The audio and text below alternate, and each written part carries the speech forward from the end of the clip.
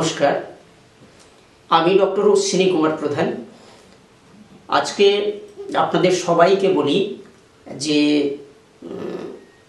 2025-এর অর্থাৎ 24শে ডিসেম্বর 2025 সালের excellency award আমাকে দেওয়ার জন্য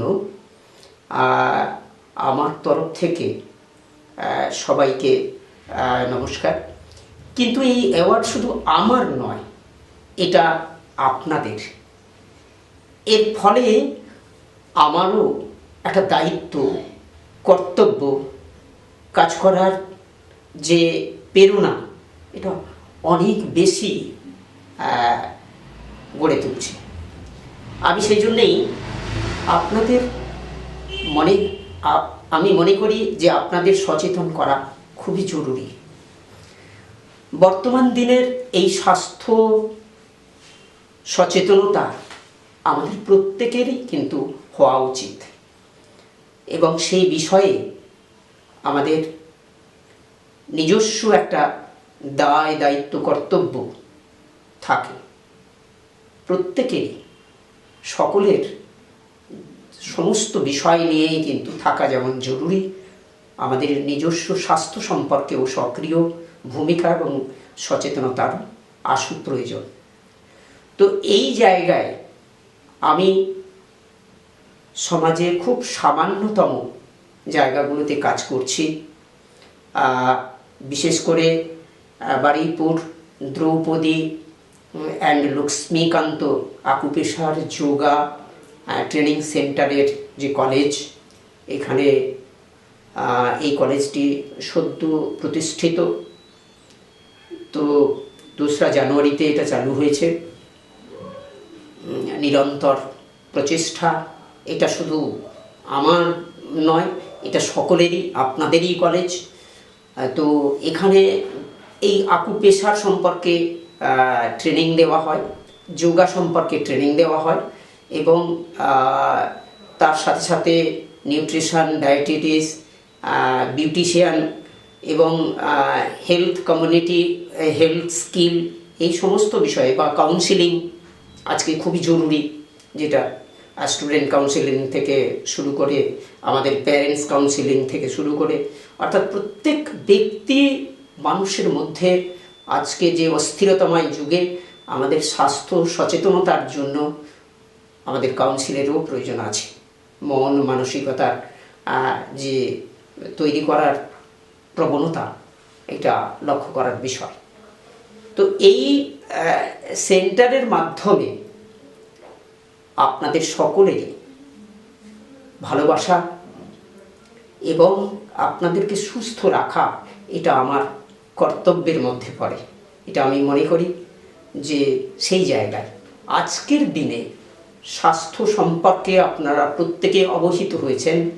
আমি কিন্তু এই আকুপেশারের বিষয়ে, অল্টারনেটিভ মেডিসিনের সম্পর্কে কোনো প্যাথি সম্পর্কে কোনো আক্রমণ নয়, বা প্যাথি সম্পর্কে কোনো ঈর্ষান্বিত নয়। প্যাথি কখনো খারাপ হতে পারে না।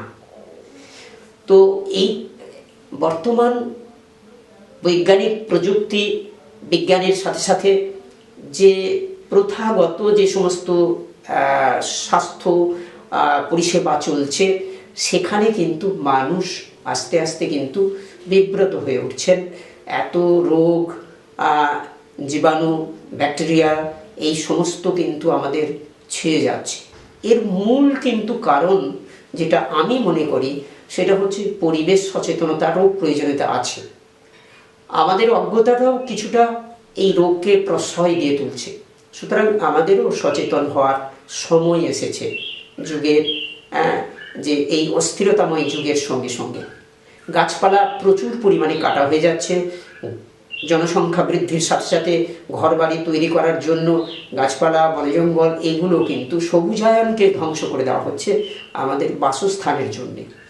সেখানে কিন্তু উৎপাদিত খাদ্য সামগ্রীরও সংকুলান ঘটছে।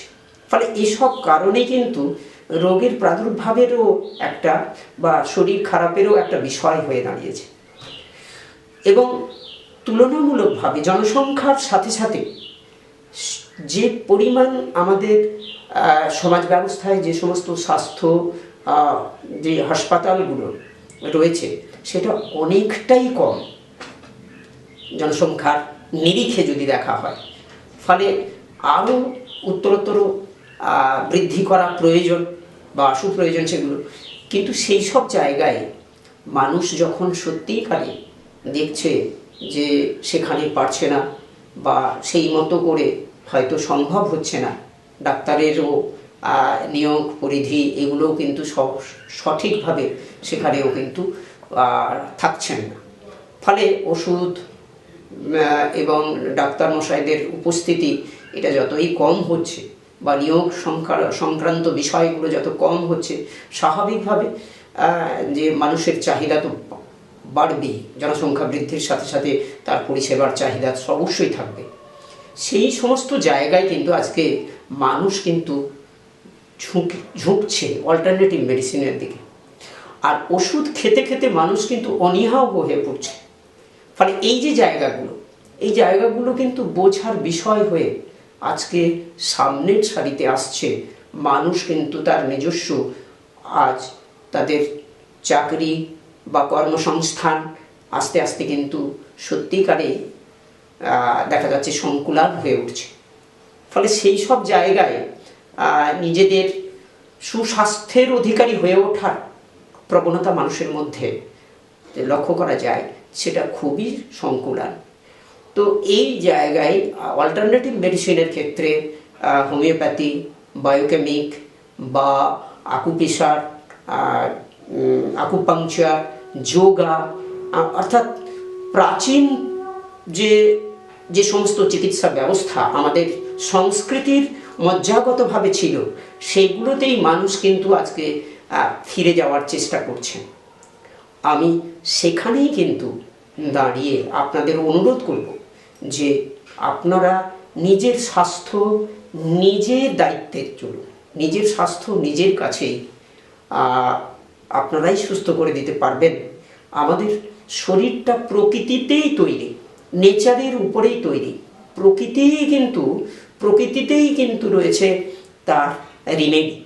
আবার এই শরীরের মধ্যেও রয়েছে সেই রিমেডি। আমি সেই রিমেডি সম্পর্কে কিন্তু বলতে চাই কিছু, যে সেটা হচ্ছে যে কোনো রোগ বাড়াবাড়ি করার আগে আপনারা নিজেরাই কিন্তু তাকে থামিয়ে দিতে পারবেন, সুস্থ করতে পারবেন। এটা আমার দৃঢ় বিশ্বাস। এটা বিজ্ঞানসম্মত এবং বিজ্ঞান প্রযুক্তির সঙ্গে এটা কিন্তু আজ বিশ্বে প্রমাণ হয়েছে।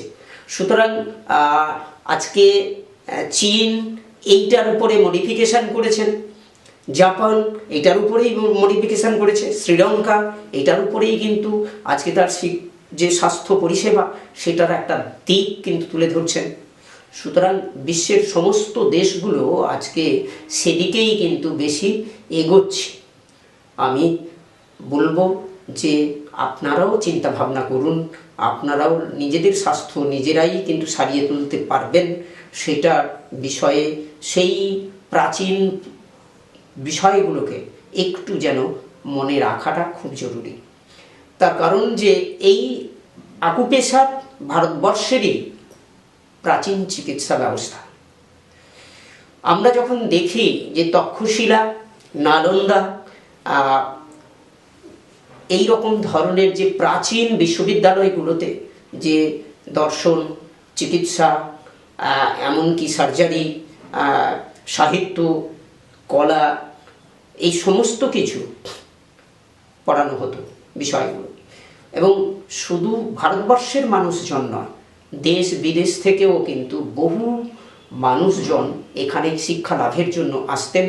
এবং সেই সময়টা বেশিরভাগ ক্ষেত্রে এখান থেকে তারাই কিন্তু ধর্মের অর্থাৎ বৌদ্ধ ধর্মের প্রচারের উদ্দেশ্যে বিভিন্ন জায়গায় যখন সেই বৌদ্ধ ধর্মকে বিকশিত করার ক্ষেত্রে যারা এখান থেকে বৌদ্ধ ধর্ম এবং সাথে সাথে এই শিক্ষা জ্ঞান এখানে নালন্দা, তক্ষশিলা, অদন্তপুরী এই সমস্ত বৌদ্ধ বিহার থেকে অর্থাৎ বিশ্ববিদ্যালয়গুলো থেকে যখন জ্ঞান নিয়ে যেতেন এবং নিজেদের দেশে সেগুলোকে কিন্তু পরীক্ষা নিরীক্ষা করে মানুষের এই সচেতনতায় কাজে লাগাতেন, তারা প্রত্যেকেই কিন্তু উপকৃত।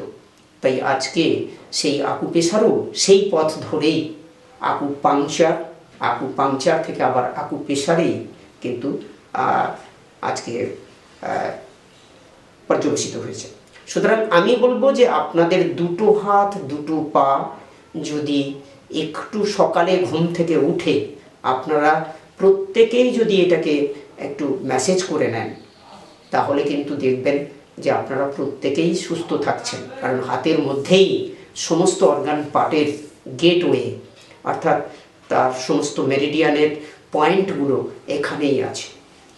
এবং পায়ের মধ্যেও তাই, প্রত্যেকটা হাতে এবং পায়ের মধ্যে কিন্তু এই অঙ্গ প্রত্যঙ্গের গুরুত্বপূর্ণ দেহযন্ত্র স্থিত যে তার গেটওয়ে, তার যে মেরিডিয়ান যে বিন্দু, সেই বিন্দুগুলোকে যদি আমরা কন্টিনিউয়াস পদ্ধতিতে যদি চাপ দিই, তাহলে কিন্তু সেই অর্গানগুলো সুস্থ স্বাভাবিক হতে পারে। তো এই জন্যেই আপনাদের অনুরোধ করব যে সকালে ঘুম থেকে উঠে আপনার কিন্তু প্রত্যেকে অন্তত ফ্রি হ্যান্ড এক্সারসাইজ করা বা আকুপেশার করে নিজেদেরকে সুস্থ রাখুন। এবং আমাদের শ্বাস প্রশ্বাস, প্রাচীন ভারতের যে শিক্ষা সংস্কৃতি এবং চিকিৎসা বিজ্ঞানের যে প্রযুক্তিতে যখন শুরু হচ্ছে বা সেই পদার্পণের সময়সীমায় যে দেখা যাচ্ছে যে শ্বাসের যে কন্ট্রোলিং, আজকে বিশেষ করে আমরা দেখছি যে একটু ঠান্ডা লাগলেই আমাদের লাংয়ের যে ব্রঙ্কিয়ালগুলো, সেই ব্রঙ্কিয়ালগুলো কিন্তু চুপসে যাচ্ছে। অর্থাৎ আমাদের যে অক্সিজেনের ব্লাড সার্কুলেশনে যে লোহিত কণিকা বা হিমোগ্লোবিন যুক্ত লৌহরঞ্জক পদার্থ যে অক্সিজেনকে বহন করার ক্ষমতা যার, সেই অক্সিজেন যখন ঘাটতি হয়ে যাচ্ছে এবং লাং যখন সত্যিকারে ব্রঙ্কিয়ালগুলো চুপসে যাচ্ছে, সে অক্সিজেন নিতে পারছে না, যদি ভাইরাসে আক্রান্ত হয় তখন কিন্তু দেখা যাচ্ছে যে সে আস্তে আস্তে শ্বাসকষ্ট হচ্ছে এবং সেটা লাংকে যখন দখল করে ফেলছে, তখন কিন্তু এই শ্বাস অঙ্গ সংক্রান্ত বিষয়গুলো যেমন নাসিকা, হ্যাঁ, বা অন্যান্য যে সমস্ত খাদ্য গ্রহণকারী যে ফুড পাইপ, সেগুলোও আস্তে আস্তে কিন্তু আমাদেরকে ওই ভাইরাসগুলো গ্রাস করে ফেলে। ফলে আমরা যদি এইগুলো যদি একটু সচেতন হই, তাহলে আমরা কিন্তু দেখব যে অন্তত এই বেশিরভাগ ক্ষেত্রে এই ভাইরাস ব্যাকটেরিয়া থেকে অনেকটা শরীরকে মুক্ত রাখতে পারবো। তাই আমি আজকে প্রথমেই আপনাদের পরিচয় করিয়ে দিই, আমরা সাধারণত জানি তর্জনী, মধ্যমা, অনামিকা এবং কনিষ্ঠা ও বৃদ্ধাঙ্গ, এই 5টি আঙ্গুলের মধ্যেই রয়েছে কিন্তু বৃদ্ধাঙ্গুল টোটাল আমাদের মস্তক, গলা এবং চোখ, কান, নাকের মধ্যে দিয়েই কিন্তু লক্ষ্য করার বিষয়। তো সেখানে তাহলে আমাদের যদি গলার পার্ট হয়, যে শ্বাসের ক্ষেত্রে যে শ্বাস গ্রহণ করতে আমাদের নানাভাবে অসুবিধা হচ্ছে, আপনারা সকাল থেকে শুধু কিন্তু দেখুন, যদি আমরা এই বুড়ো আঙুলটা ভালো করে ম্যাসেজ করতে পারি, তাহলে কিন্তু যদি চেটোর দিকে করি, তাহলে আমাদের শ্বাসযন্ত্র যে ফুসফুস বা লাং, সেটা কিন্তু অনেকটা উপকৃত হবে। আমাদের গলাটা কিন্তু আর সেইভাবে আক্রমণ থেকে অনেকটা সুস্থ থাকতে পারে।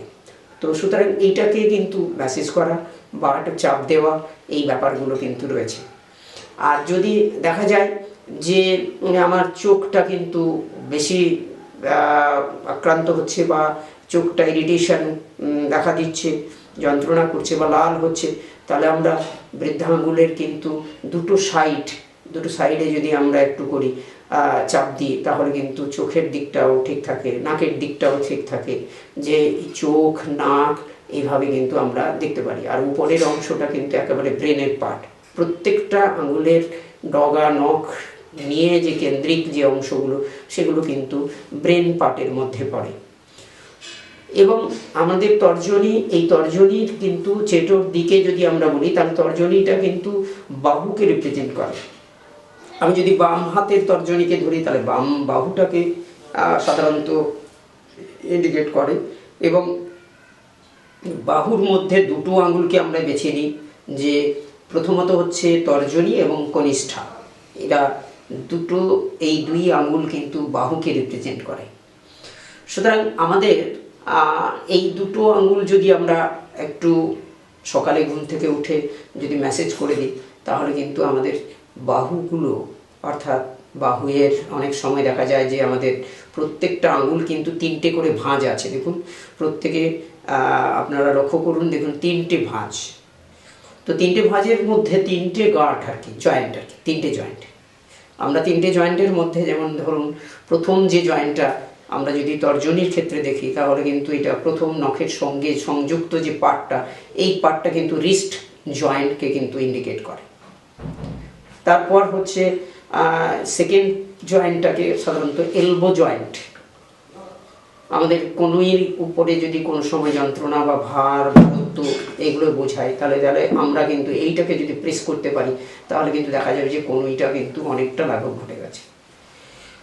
আর শোল্ডার জয়েন্ট, পামের সঙ্গে তর্জনীর সংযোগ স্থল, এটা কিন্তু যে শোল্ডার জয়েন্ট।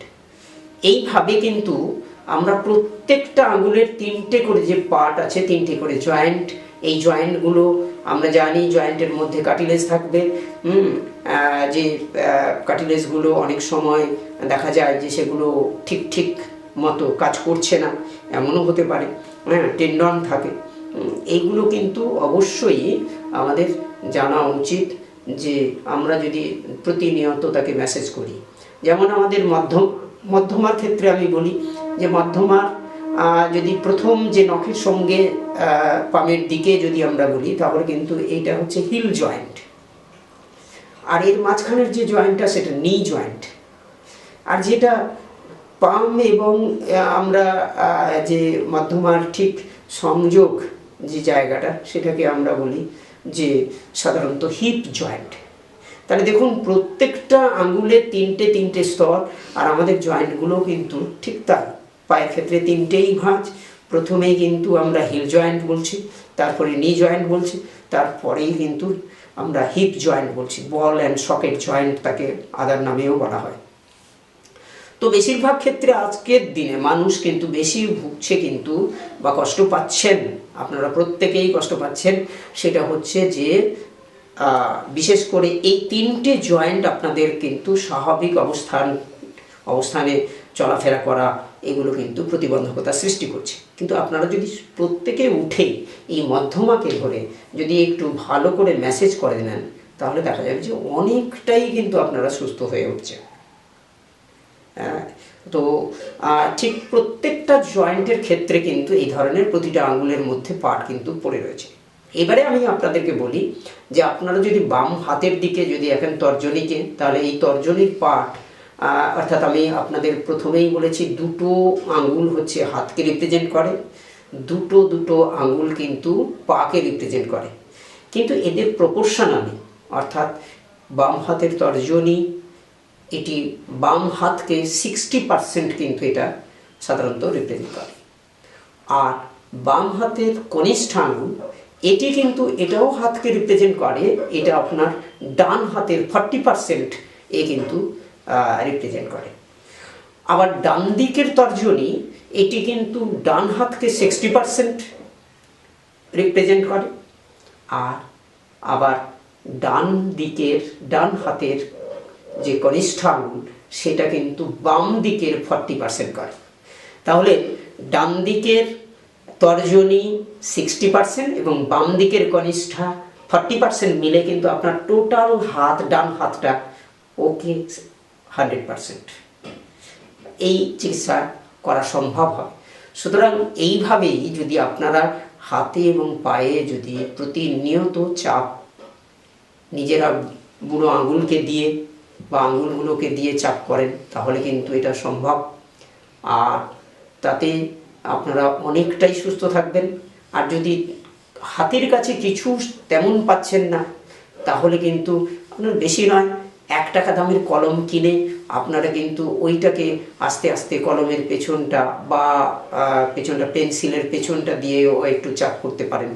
বা একটু জাস্ট, অনেকেই আজকে সার্ভাইকাল এরিয়ায় কিন্তু সার্ভাইকাল স্পন্ডিলাইটিসটা বেশি হচ্ছে, ঘাড় ঘোরাতে পারছেন না, প্রচণ্ড নিচের দিকে মুখ। কারণ এই সার্ভাইকাল স্পন্ডিলাইটিস হওয়ার শুধু তাই নয়, শিশুদের বেশি হচ্ছে এবং মধ্যবয়স্ক বা বয়স্কদের তো হচ্ছেই, আর যারা সবসময় কম্পিউটারে কাজ করছেন তাদের হচ্ছে।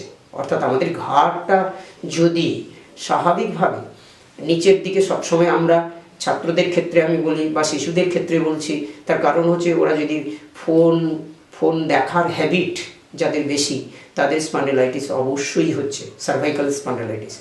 সুতরাং সেগুলো রোধ করা খুবই এখন উচিত। তো সেই জায়গায় যদি পেন্সিলটা নিয়ে বা 1 টাকা দামের কলমটা নিয়ে তর্জনী আর বৃদ্ধাঙ্গুলের ঠিক নখের পাট থেকে শুরু করে রিস্ট পর্যন্ত যদি একটুখানি যে রোল করে দেওয়া যেতে পারে, রোলারের মতো যদি একটু করে দেওয়া যায়, তাহলে দেখবেন যে আপনার ঘাড়ের যে স্টিফনেস সেগুলো কিন্তু চলে গেছে। তো সহজেই কিন্তু এগুলো করা যায়। এবং শুধু তাই নয়, আমি শুধু আকুপ্রেশারের কথা বলবো না, আমি সেই সঙ্গে যোগার কথাটা বলবো, যে আপনাকে ওষুধ খেতে হবে না। আপনারা কিন্তু যোগা প্রতিনিয়ত, প্রত্যেকটি রোগের সঙ্গে কিন্তু যোগ আছেই। ভাত খাওয়ার পরে কিন্তু আপনারা জল খাবেন না, ন্যাচারাল সায়েন্সের ন্যাচারোপ্যাথিতে বা ডায়েটিশিয়ানদের এখানে পড়ানোও হচ্ছে। সুতরাং ডায়েটিশিয়ানদের নির্দেশ মতো আপনারা চলুন। এবং আমি বলবো শুধু যে আপনারা কিন্তু অবশ্যই অসুস্থ হলে ডাক্তারদের পরামর্শ অবশ্যই নিন। এবং আর আমি আপনাদের এই উইদাউট মেডিসিনের জন্যে আপনাদের বলবো যে আকুপ্রেশার আপনারা নিজেরা চেষ্টা করুন নিজেদের শরীরকে সুস্থ রাখা। আপনারা সবসময় আমাকে ফোন করবেন বা আমার বিষয়ে যদি আপনারা জানতে চান, আমি সবসময় আপনাদের পাশে আছি এবং আপনাদের নিশ্চয়ই সেই পরিষেবাটি দেব, যে যাতে আপনারা সুস্থ থাকুন। আমার কাজ, আপনারা সুস্থ থাকলেই আমি কিন্তু খুশি হব এবং আমার এটাই কাজের মধ্যে পড়ে। নমস্কার। এই জায়গায় কিন্তু আমি বলবো যে সর্বে সুখিনং সন্তু, সর্বে সন্তু নিরাময়, সর্বে ভদ্রাণি পশ্যন্তু, মা কশ্চিৎ দুঃখমাপ্নুয়াৎ। অর্থাৎ বিশ্বে সবে সুখী হোক, হোক নিরাময়, দৃষ্টি যেথা পড়ে হেরে মঙ্গল নিশ্চয়, দুঃখ কেহ নাহি পাক ধরণীর বুকে, বীত রোগ বিশ্ববাসী থাকে যেন সুখে। নমস্কার, সবাই ভালো থাকুন, সুস্থ থাকুন।